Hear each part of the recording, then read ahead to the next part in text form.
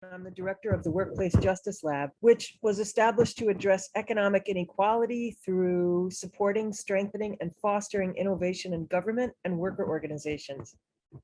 We do our labor standards work through building relationships with agencies and convening dynamic communities of learning and practice, carrying out cutting-edge research and analysis in partnership with agencies, providing how-to resources through our toolkit, and offering specialized training and in-depth one-on-one consultations. We work with state and local departments of labor to support them in learning about and implementing strategic enforcement strategies to better achieve widespread compliance by maximizing their limited resources. If you're interested in our trainings or our webinars or participating in our community of learning and practice, please let us know.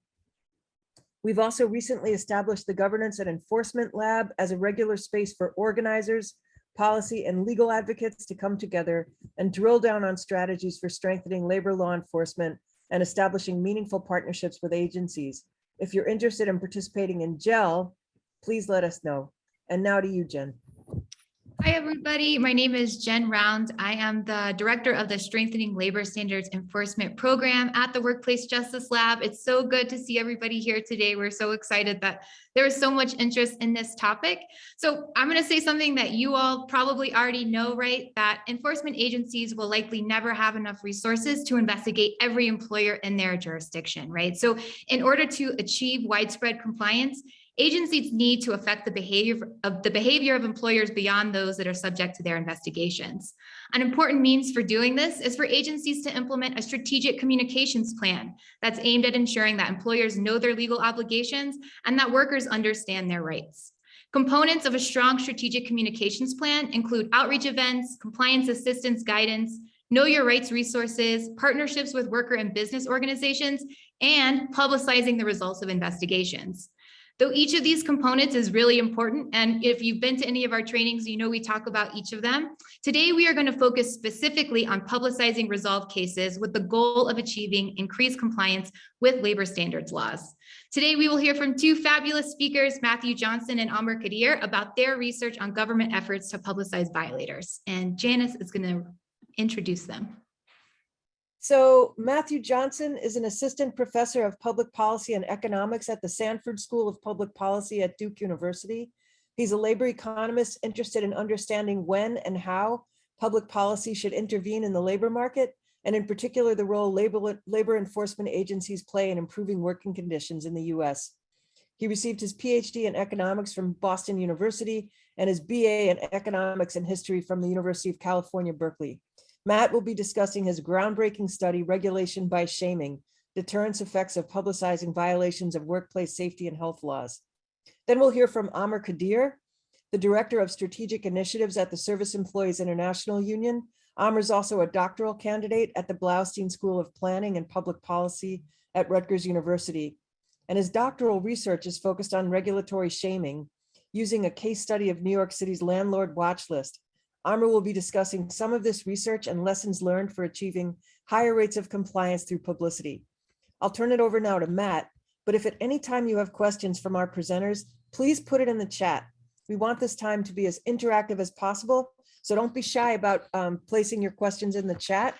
And also, please keep introducing yourselves. We have agencies from New York City, from Oregon, from New Mexico, from Washington State, from Los Angeles, from San Francisco, from Santa Clara, just to name a few.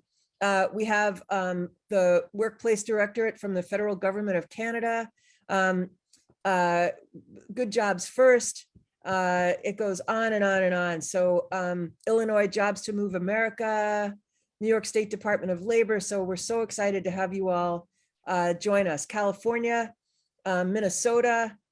So away we go. Matt. Great. Let me get sharing here.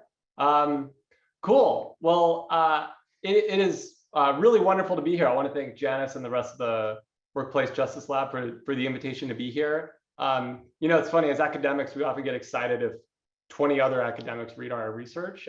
So it's really a special thing to be able to be here with you all doing such great work around the country to talk about some research I've done. That'll hopefully be of interest. So let me start a timer so I don't run over here. So I'm mostly going to talk about a study that I did that was published a couple of years ago that is pursuant to the talk here about a case study of regulation by shaming. Now, the word shaming comes with some baggage, right? This seminar is about publicizing violations, but that comes with naming and shaming. So because shaming comes with baggage, what I actually want to start with is sort of a briefer overview of kind of the theoretical or the conceptual reasons for what are the arguments for why agencies should publicize violations in the first place. And I actually think the best rationale for this comes from over a century ago from former Supreme Court Justice Louis Brandeis, that publicity is justly commended as a remedy for social and industrial diseases. Sunlight is said to be the best of disinfectants, electric light, the most efficient policeman, right? Really a resounding metaphor for why publicity makes sense, especially for things like labor violations. Now, if you don't want to go back over a century, there's also some other, I think, very compelling reasons for why it makes sense on a conceptual level for agencies to publicize violations. Now, I'm a labor economist, so I instantly go to the economics of this. But the first thing is that it's actually just good economics for enforcement agencies to publicize violations. And this comes from various sources of incomplete information, right? So the first of this is many agencies, including many of those that you all are part of, are relatively small, only get to inspect a small subset of those that the agencies regulate. So on one, for one of the things, employers might just be unaware of what the regulator is doing. So if there is publicity about big fines, this makes employers aware, like, oh yeah, I could be fined for this behavior. I should, remember that, and then that helps employers maybe have salience or remember to invest in compliance. Another one that might not be as obvious, but I think is potentially even more important, is not worrying about fines, but worrying about reputation, right? In that if workers or if customers or other stakeholders of firms care about being associated with firms that are compliant with labor regulations and treating workers well, employers will want to invest in compliance in order to show these stakeholders that they're doing it. But if workers and customers just can't see who is violating these regulations, who's not, employers are going to be less motivated to actually invest in compliance in the first place. So by providing this publicity, you reduce that that friction that's there. Okay, now that's the theoretical economic arguments. In terms of the agency standpoint, Jen, I think, already alluded to both of these. Two, I think, very appealing things of publicity is one, it's low cost, right? It's relatively low cost to write a press release or some other communication about enforcement actions you're already doing relative to, say, expanding inspections or other sorts of monitoring even more. And another thing that I think is often kind of lost is that publicity is not kind of big kludgy command and control. Some would argue it's actually kind of like quote unquote pro market, because as the agency, if you're publicizing violations, you're really just putting the information out into the world and letting others in the market, right, whether it's workers or customers, do with it what they may. Now, finally, the question is, well, why only publicize the violators, right? A question that often comes up is, well, what about publicizing the good actors too? And that can be good, but I think one, conceptual reason to focus on shaming is one is, this is something to increase salience, right? People kind of are drawn to these kind of like dirty companies or bad employers or things like that. And kind of relatedly, it's much likelier to kind of get media take up if you focus on things like publicizing only the violations. Media is kind of less interested in publicizing or reporting on cases where there's a good employer in town. And the other thing, this is kind of a targeted information exposure. Again, as Jen said, you can expect there to be ripple effects, where if you publicize a couple of violators, you might activate broader reputational concerns among the broader employer community via what's often called general deterrence. Okay, so now let me dive into the actual study that I had done here. So I studied a policy change that happened in OSHA, the federal agency, not the various state-run counterparts in a few states around the country. So in 2009, OSHA began issuing press releases about employers, or I should say facilities, if OSHA fined that facility more than $40,000. Now, if anyone knows the history, this policy had actually kind of been in place in some parts of the country before 2009, but for all intents and purposes, this began in 2009. And these press releases you might wonder like what was actually going on here. So these press releases were pretty informative. So OSHA would conduct an inspection. If it fined above $40,000, would write one of these press releases. So here I've kind of zoomed in on a few of the details of one of these such press releases. So this was a press release written in 2001. That was about an inspection by an employer, right? So it names the employer, in this place, Quality Stamping Plant Products. It says what was the penalty amount that was levied. In this case, it was really big, $426,000. It goes on to some, kind of graphic details about there were 2 worker amputations, some colorful language by one of the local OSHA officials that it was blatant disregard for the safety of its workers. So they would often go into details about what were the actual violations detected. So these were press releases OSHA wrote. They ended up on OSHA's website. As some of you may figure, like, well, would anyone bother to pay attention to press releases that just get archived on OSHA's website? Oops, sorry about that. Well, one thing that was nice is that OSHA was actually able to work very often with local news agencies to get local newspapers that cover these press releases. So here, I don't expect you to be able to read this text here, but here I've kind of put side by side another press release that OSHA wrote. In this case, it was April 16th, 2009, about a poultry processor in Gainesville, Georgia. And a few days later, I guess in this case, actually the same day, the local newspaper there in the Gainesville Times basically just more or less copy and pasted the press release OSHA wrote and wrote about it. So there was really kind of media take up of these press releases. So what I was interested in is, did these press releases that OSHA started writing improve employers' compliance? Especially, would a press release about one employer have these broader, what I call general deterrence effects, ripple effects on the behavior of other employers who might observe it? Now, a big question, $1 million question in a case like this is, how do we actually find out? And I don't want to go through all the nitty-gritty details and bore you all with the statistics and all that, but I think it might be useful just to give you a brief overview of how I sought to evaluate and answer this question, just to maybe give you a sense of how you could imagine evaluating similar questions in other contexts. So a few things that were actually kind of nice, at least from an evaluation perspective, is that OSHA didn't really announce to the public, hey, if we fine you more than $40,000, we're going to write a press release. It was really just an internal decision. I actually just found out talking to some OSHA officials.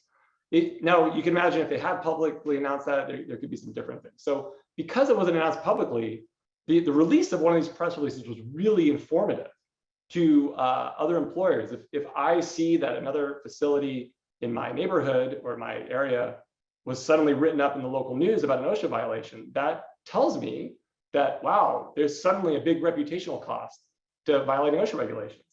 And because of the nature of the media that actually took up these press releases, it's very kind of clear where we'd expect the boundaries of the viewing of these press releases to be. Because local news covered it, like one press release, you would expect to be seen by other facilities in the same region. Also, trade publications also got it, so you can imagine the same industry.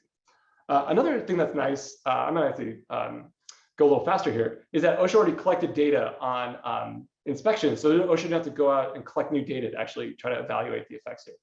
Now, in a case like this, for me as a researcher, the ideal experiment here would be, okay, we have a sense of who would see these press releases. We have data on how to kind of measure the outcome we care about, compliance. But to actually isolate the effects of these press releases from everything else, the ideal thing would be to randomly assign some violators to get press releases and some not, see what happens to the neighboring facilities of each one. Now, these experiments are kind of not feasible to do. So it turns out that OSHA, using this $40,000 cutoff rule, resulted in what we often call a quasi-experiment. It basically meant that some press releases were almost as good as randomly assigned. And I won't sort of talk to you about all the details of this graph here. What I've done here is basically I'm showing you a graph where I've lined up all inspections that OSHA done, ranked by the penalty that they were assigned. And what I have here are bins where I basically take inspections that have penalties very close to one another and take averages. And what's plotted here is what percent of those inspections resulted in a press release. And we see here is that as soon as the inspection resulted in a penalty above $40,000, the likelihood that OSHA wrote a press release about it jumped up discontinuously by about 30 to 40 percentage points. There's some reasons I won't get into why this didn't go from 0 to 1, even though that was a policy, but you can take that as it was. So the question I'm interested in is, when OSHA issued one of these press releases, did other facilities in the same area and industry subsequently improve compliance? Okay, so I'll just give you again very quick visual evidence of what I find here. So what I'm going to show you now is, again, I'm lining up inspections by the penalty that was given to them. What I'm going to look at now is how many violations did OSHA go on to find at other facilities in the same, within a 5-kilometer radius and in the same sector, right? So the idea was what happened to the neighboring facilities? And the punchline here is that as soon as a facility was likely to be subject to a press release, its neighbors had substantially fewer violations in future inspections. So that's what this cutoff is telling you. As soon as I am a facility and my neighbor got penalized more than $40,000 and was thus very likely the subject of a press release, I had substantially fewer violations.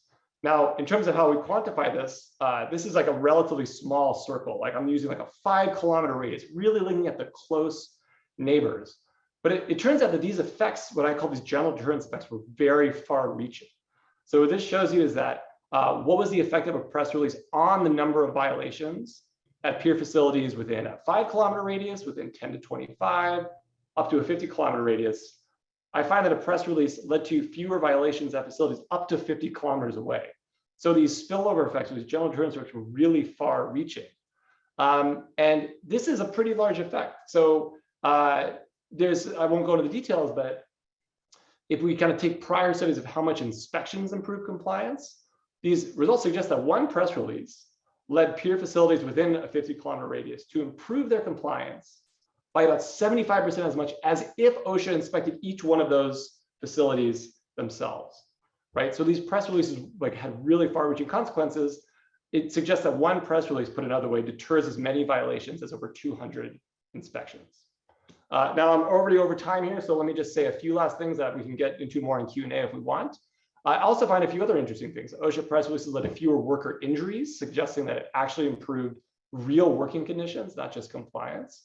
I find a few sources of heterogeneity here in that these press releases had a larger effect on compliance in areas with robust local news. Now, that may seem like an oxymoron these days, right? Robust local news, but to the extent that areas have local newspapers, they were more likely to cover these press releases. That led to a larger effect of press releases on compliance than in areas where local news wasn't really around. Another interesting thing, which again, I'm happy to get into in Q&A, is that I find these press releases had a larger effect on compliance when labor unions had a larger presence. And I won't get into why, but I'm happy to later, suggesting that workers are able to leverage this kind of publicity when they have the power to act on it. So I think I went a few minutes over, but I'm excited to hear from Ahmer and for the Q&A. Thank you, Matt. And we actually have a couple of questions that maybe we can have you answer before we move on to Ahmer. So the first is a super important question. It says, when the employer employees, the state or city reach a settlement agreement, typically non-disclosure is part of the agreement. How do you get around that for publicizing bad apples? And we had some people weigh in the comments as well. We had the commissioner from the New Jersey Department of Labor, Rob, say, drop that from your settlement agreement. Eric from the NLRB also says they never include non-disclosure as a term in the settlement agreement. And Margot from the New York City Department of Consumer and Worker Protection said the same. They don't include that. So I would just put it to you, right? That is a really important point, because if there is a non-disclosure agreement, if the city or the state or the federal government is agreeing not to disclose the outcome of the investigation, then they're preventing themselves, they're precluding themselves from being able to publicize the violation. And like Matt said, if you're publicizing the violations correctly, right, that could lead to, that could have a deterrent effect equal to more than 200 inspections, right? So that's huge, right? So, we would argue, or I would argue that that cities and states don't have to include the non-disclosure agreements like we've seen from New Jersey, the NLRB in New York City. And it can take a while. Like if states and cities have been including those terms in their settlement agreements, employers come to expect that that's a term that they can get. And so it may take a little bit to change the culture in that jurisdiction so that, so that employers aren't expecting that in every settlement agreement. But again, I would argue it's worth it, right? That's a cultural shift that needs to happen within the agency so that you can take advantage of the deterrence effect that Matt found in his study. Another question, when we think about this kind of disincentive, we think about a tipping point where the damage of the press release outweighs the benefit of the continued violation. What do you see general tipping point as, or what does the research suggest? If it got to this question, 50-50, 49-50, 75-25. I'll just say that that question was from Mike Munster Blakely. Mike, can you just say what agency you're from? Yeah, I'm from the Minnesota Department of Labor and Industry. Thanks, Mike. And maybe we'll just ask a couple more questions that Matt can take as a group, Jen. Sure. Yeah. So Katie Sartorius asks, any idea about how long the increased compliance rate lasted, or were these just short-term reductions? Michael Foley asks, any ideas on how to design the press releases so as to optimize the impact? David Gorski asks, has anyone dealt with data privacy concerns re-publicizing information either for actual violations or settlement agreements? Matt? Cool. I will answer these to the best I can. I would bet some of the audience might be able to do better than I can. So let me take these a little bit out of order here. So maybe, so how long did these effects last? I was able to see how long they persisted. I looked up to 3 years out, and the results suggested that one press release led to improved compliance up to 3 years out. So these weren't just kind of like, a very short-term thing that faded. That actually, at least, by my estimates, seemed to persist over time. Now, the data privacy concerns, an interesting thing here is that OSHA already would put the information from its inspections on a publicly available data set on its website. It was just really hard to get to. So, OSHA, basically, if you navigate through 10 subpages on OSHA's website, you can find a data set that has results from all inspections it's ever done. So the data was actually already kind of in the public sphere. It was just really hard to get to. So what these press releases did is just make very salient information that was already in theory publicly available. So in this case, at least, there wasn't really data privacy concerns.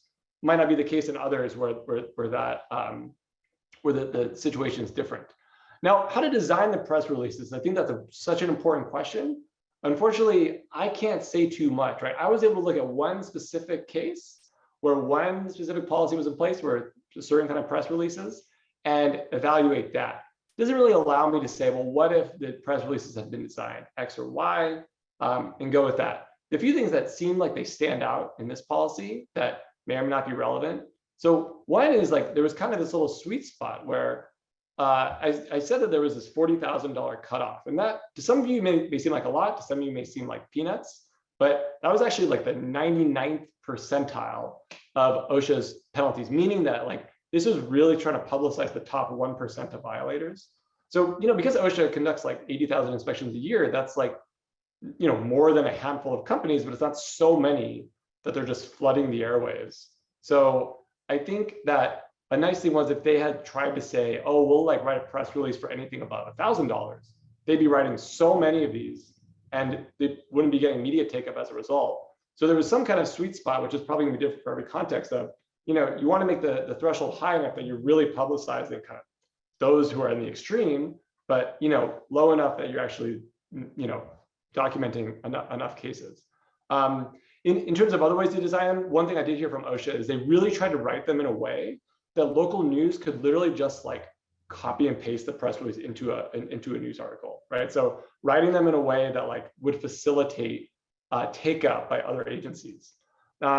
Now, finally, the benefits and costs questions. Mike, I'm not sure if I totally understand the question, but I'm not sure if this is what you're getting at, but certainly there's a question of, if there's a benefit of press releases in terms of reducing violations, do these press releases come at some sort of cost, say, for example, by destroying the reputation of the company that gets publicized?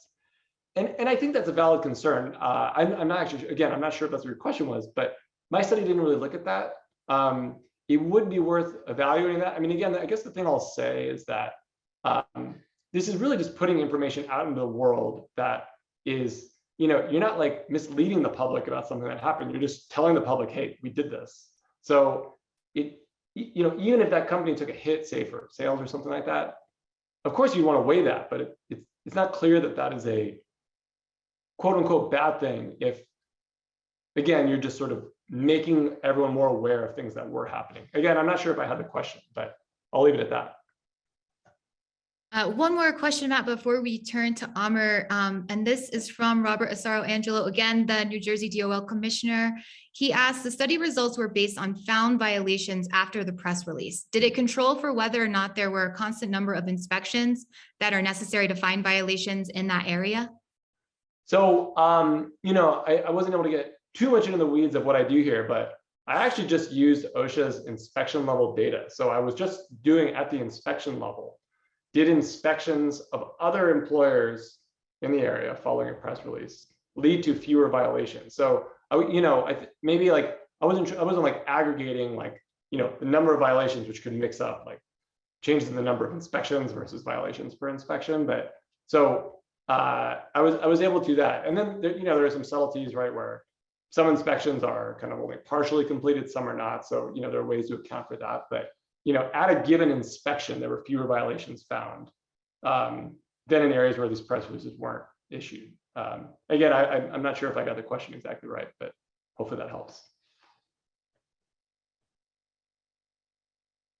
Yep. He says, thanks for that clarification. And this is amazing work. Oh. So we'll go on to Ahmer now. And we'll just say, please keep your questions in mind for either Matt or Ahmer and post them in the chat. And part of what we're interested in is that there's so few studies of naming and shaming that we were really excited to discover that Ahmer was doing a study looking at 10 years of worst landlord lists, because we're trying to get at this puzzle from many different angles, and whether or not it's labor compliance or housing violations. We think that many of the same puzzles and solutions apply. So Ahmer, thanks so much for joining us. Thank you, Janice. And so in my day job, I work for the Service Employees International Union, and so most of my work is dealing with workplace issues. In my studies, I was looking at regulatory shaming, which in the academic sphere is a term that's sort of emerging for these types of interventions. But I was looking not at the workplace, but at housing, and in particular at New York City's landlord watch list.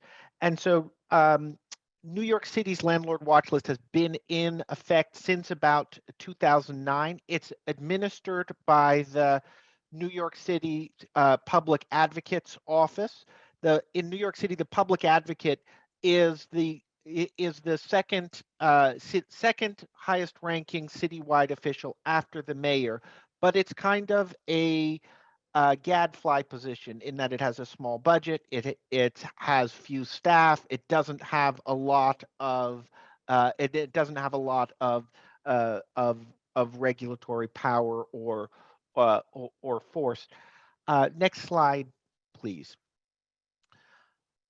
So the New York City landlord watch list is just that. It's a list. It's an internet site. It draws attention and publicity. It's maintained by the Public Advocate's Office. But for building owners who are named on the list, there's no extra sanction or enforcement or anything else that happens to them other than private consequences that result from them being named on the list. So it's really an intervention that works through the bully pulpit, through publicity. And so I looked at the landlord watch list over 10 years to see what the results were for compliance, deterrence, etc. And what I found was that it was hard to make an argument that being named on the watch list reduced violation counts. And I looked at this kind of in a very similar way to how Matthew was describing his study of OSHA press releases, right? That I was able to get from the Public Advocate's Office, not just the list, but the cutoff, right? So one year the landlord watch list highlighted the 50 worst landlords. The next year, it highlighted the 100 worst landlords. And from the records from the public advocate's office, I could see what owners were at 51, 52, 53. So the first 50 got the treatment. The next, and then anything after 50 didn't get the treatment. Or when in the years when the cutoff was 100, it was the same thing. And then I looked also at a panel over 9 years to see what happened to treated buildings and what could be said about the impact of the treatment. So I found very little evidence that it reduced violations, right? That being named on the landlord watch list reduced violations. And some of that I would attribute to noisy data, but when I compared it to other kinds of regulatory interventions like litigation by the Department of Housing Preservation and Development, or what's called the Alternative Enforcement Program, which is like a trusteeship of buildings that we have in New York City, or emergency repairs, all of those other interventions showed that they improved compliance. There was very little evidence that it improved measures of compliance. Next slide, please. But it's still in use today, and despite what I found in terms of little evidence that it improved compliance, I wouldn't say that it didn't work, or that it wasn't valuable, or that it doesn't have an impact, because there are ways that I think it has an important impact. And in addition to looking at the measured results of how it impacted compliance, I interviewed landlords, tenants, community groups, inspectors to get a picture of what the impact was. Next slide, please. And so the landlord watch list, it drew media attention, and the building owners didn't like that. There were lots of examples that both advocates and folks from the public advocate's office pointed to, where individual cases where it helped and it created greater compliance. The other things that it did was it prompted tenants into organizing and litigating, right? That rather than that the publicity of somebody's landlord being named as one of the worst landlords in the city was an impetus for them to organize with their neighbors, organize with folks in other buildings. And then it was used by a variety of advocates. So a number of apps that were aimed at prospective tenants incorporated the data into how they were doing it. It was used by lawyers. It was used by advocacy groups. It was used by folks who were looking for legislative change at the state level. And Archon Fung from the Kennedy School, he describes people taking public information and adapting it for different use case scenarios. He describes them generally as infomediaries. And so really you could see a lot of that happening with the New York City landlord watch list.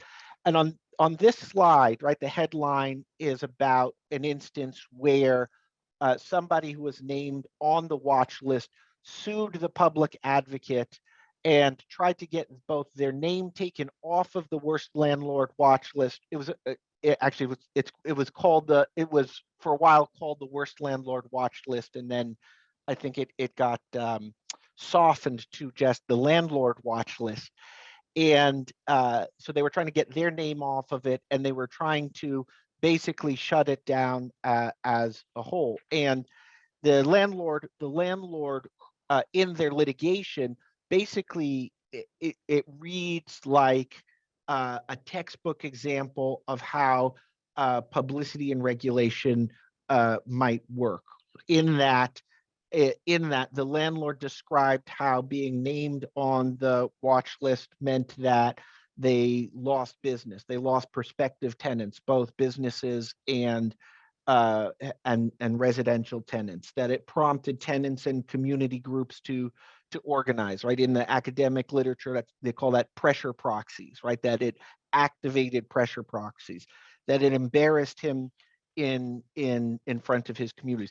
And there were some strong legal arguments in the litigation that I won't get into, although the building owner didn't prevail.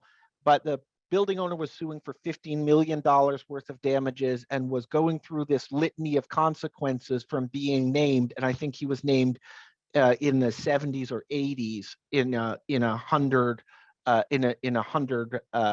building ranking. But it really reads like textbook example of what you would want to have happen if you're identifying bad actors. Then next slide, please. So one of the ways that I think the landlord watch list is so important is that it sends a moral message, right? That violating housing and building codes can have horrendous consequences, right? So in this slide, you can see there's a story about somebody who was named on the landlord watch list, and there was a rat infestation in that building. The rats carried diseases. 3 tenants died in that building from diseases that were spread by rats. And I'd say in my interviews with building owners, that often building owners viewed compliance as, picayune or or small time, or about or a headache or something, and so in many ways it was treated that way. It was treated that way, thought of that way, not treated as kind of a serious and sometimes life-threatening issue that it can be, having good housing conditions. So in that way, I think that the landlord watch list helped kind of infuse in the debate, infuse in the conversation around regulation, sort of a moral message. Next slide, please. So in the academic literature that kind of owns regulatory shaming, right? A lot's been made about kind of responsive regulation, and one of the foundations of this is that the response should fit the violation, right? And that there should be an escalating series of consequences for noncompliance with. And persuasion and warnings are at the bottom of this escalating pyramid or ladder, and license revocation is at the top. Now the landlord watch list, because it's just an internet tool, there's no extra consequences for being at. It's a tool of persuasion, but in many ways it's only being applied to folks who have been through civil penalties, litigation, criminal sanctions, other kinds of things. So rather than being applied to violators at the bottom, where it's supposed to be persuasive, it's being applied kind of to the worst of the worst. Next slide, please. So the landlord watch list got media attention. It was sort of a lingering threat. It made it into the tabloid papers in New York, the Daily News, the New York Post. It made it on TV, but it wasn't, I would say, widely used. This chart here looks at the unique web visitors to the landlord watch list websites, and what you can see from it, I mean, the spikes are basically when there's a new list released or there's a very big news story.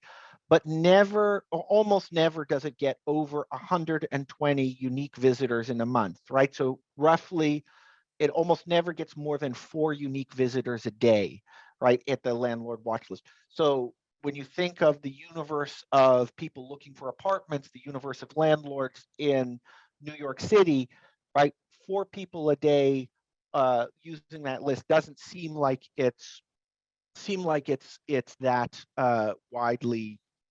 It doesn't seem like it's that widely used by the public, by the public, or by others. And and that, I think, is sort of was one of the weaknesses in the landlord watch list, that it could have been more widely publicized, more widely used, and then particularly with other public agencies, it wasn't even really consulted, right? So landlords, building owners who were named on the landlord watch list still ended up getting contracts with the city for homeless shelters, for housing vouchers, for economic development money, for other things like that. So being named on the worst landlord watch list didn't carry any sanctions that prevented you from doing ongoing business with the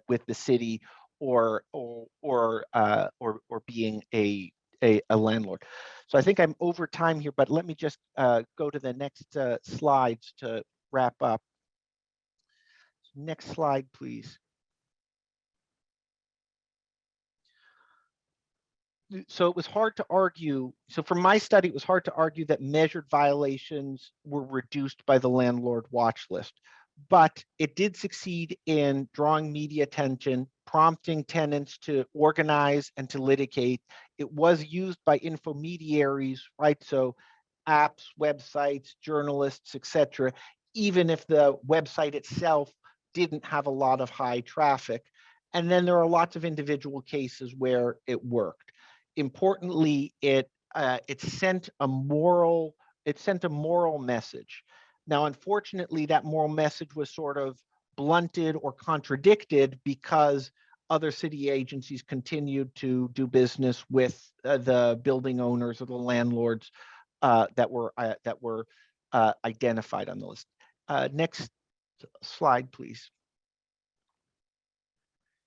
So just, in terms of sort of some learning and recommendations about this, the publicity of results of who are the worst non-compliers, right? Publicizing the results is really important because it gets it out to infomediaries. Other people then do the work of shopping around the information and spreading information about who the worst actors are. It could be really strengthened here, that if you're doing something like a bad actors list, it can be strengthened by coordinating across agencies.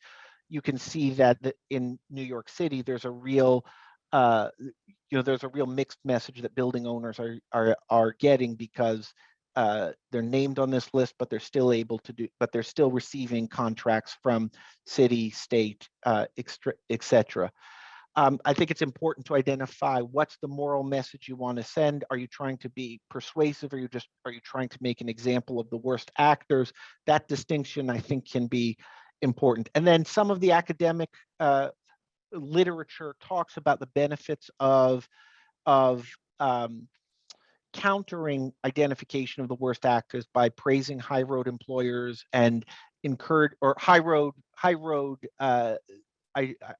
I should say, actors, right, subjects of the regulation, right, or encouraging cooperation and compliance for regulation. So that's what I've got, and I'm happy to take questions. Thank you so much, Ahmer. Okay, we have a couple of questions, starting with Michael Foley and Margaret Grasso. Michael asked, did the publicity affect rent? And Margaret asks, or evictions? So there's a patchwork of rent controls in New York City.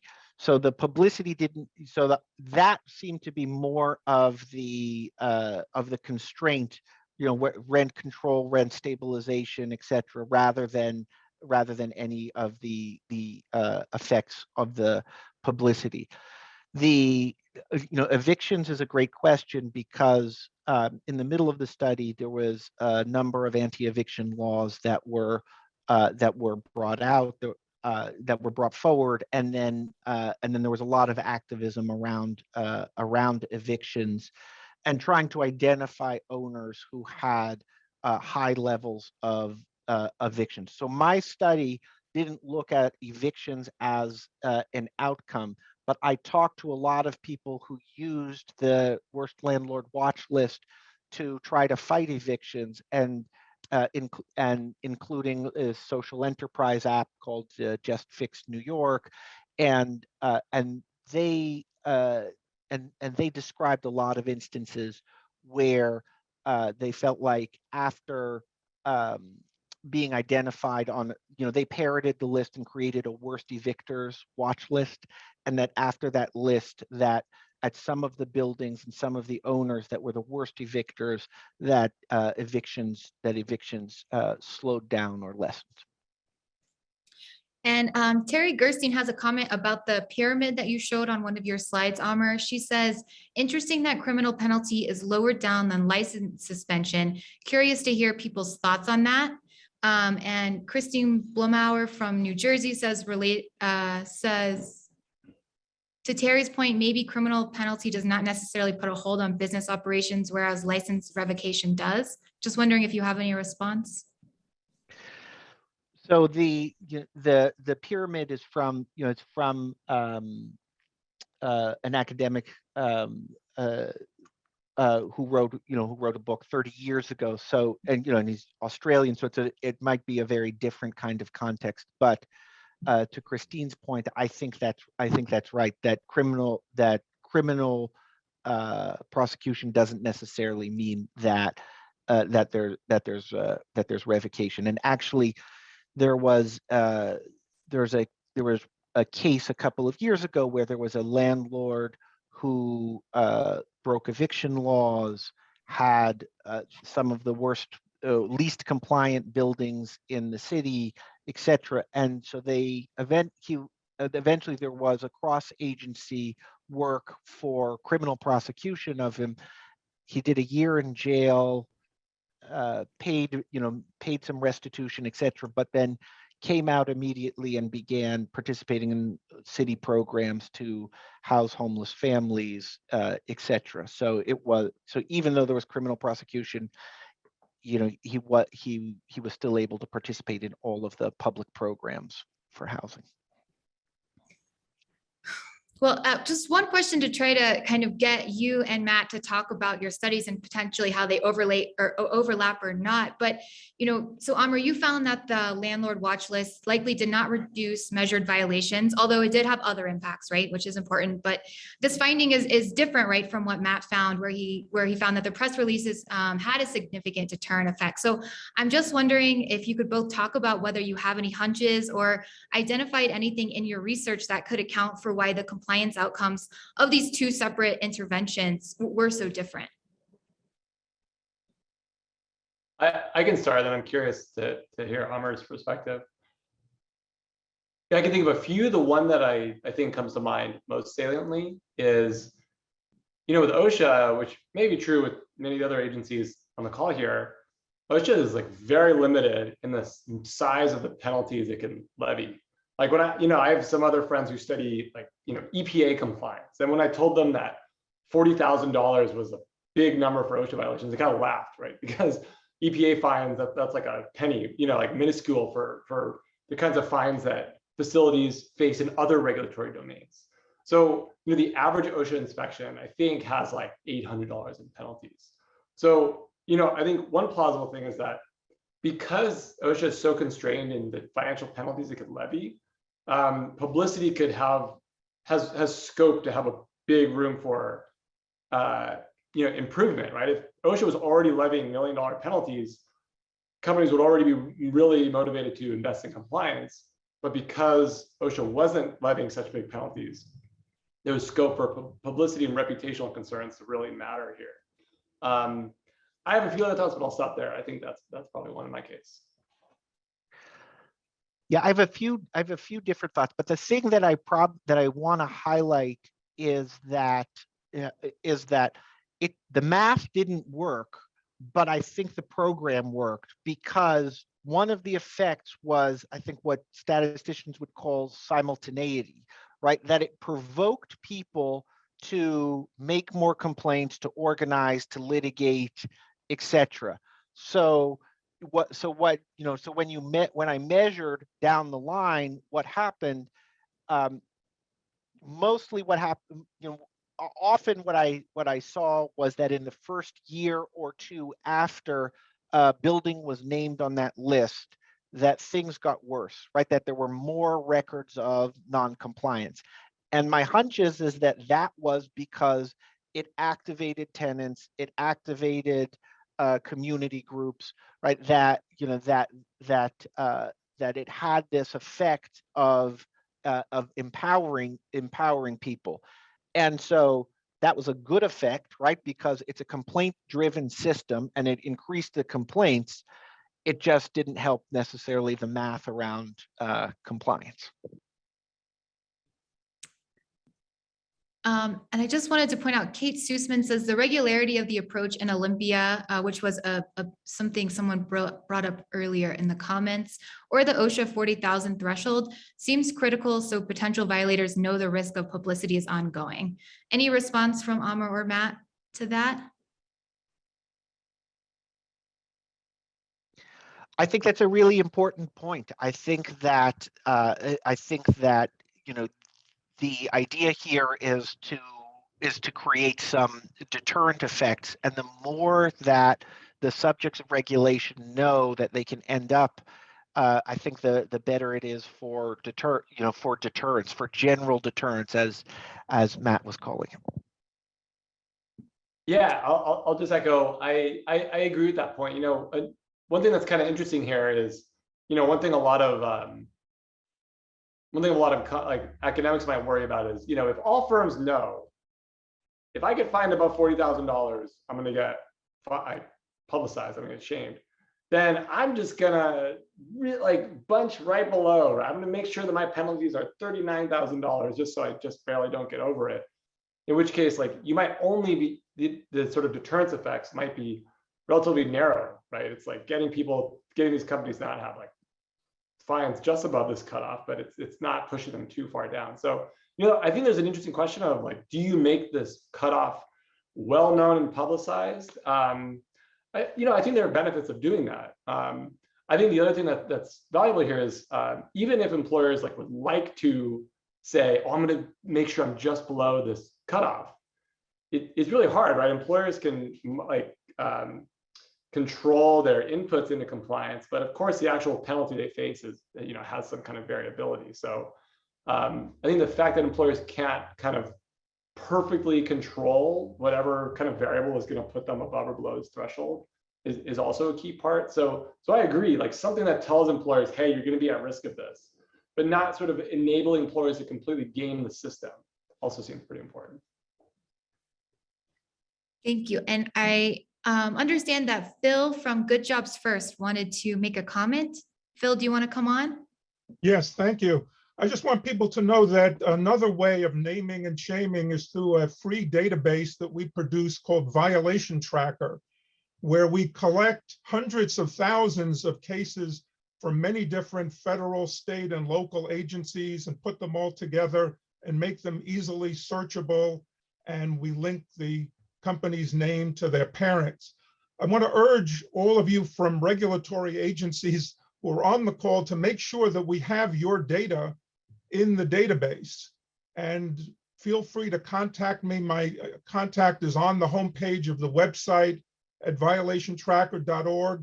And we want to make it as complete as possible and make sure we reflect all the cases that your agencies are bringing. Thank you. Thank you, Phil.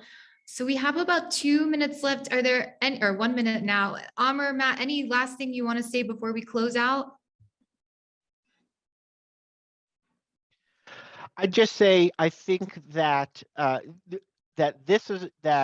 naming and shaming is a tool that's been used a lot. I think that there's a power that comes from it that enhances it when it comes from government. So when I was telling Janice about my thesis, she described how when she was a community organizer, they did worst landlord watch lists many times as a tactic, and the Village Voice for 30 years published, the 10 worst landlords in New York City. I think that the imprimatur of government is really important in naming and shaming, and can be quite powerful. I know we're out of time. I'll just say this point that Ron just made, I think is really important. I think, if the action that can lead you to get named and shamed, right, gets triggered by something like a worker complaining, that can get kind of problematic, I think, as Ron says. So one thing in my context is OSHA. OSHA does a lot of these kind of routine, what they call program inspections, right?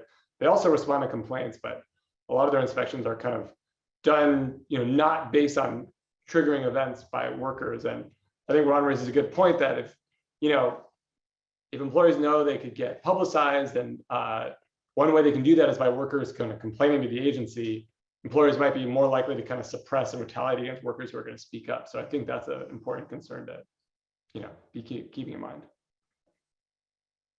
Thank you, Matt. Well, and thank you to everyone for joining us. I will just plug really quickly. We are going to be having 3 more webinars throughout the end of this year. So please stay tuned. And if you have any suggestions for what you want to hear about, webinars you'd be interested in, please send them our way. I will also say at the Workplace Justice Lab, part of what we do is offer technical assistance to labor standards enforcement agencies. So if you heard some things today that you found of interest, but you aren't sure exactly how to implement them and wanted some technical assistance, reach out to us. We are here to help as much as we can.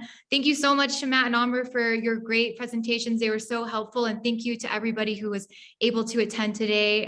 We'll be in touch soon.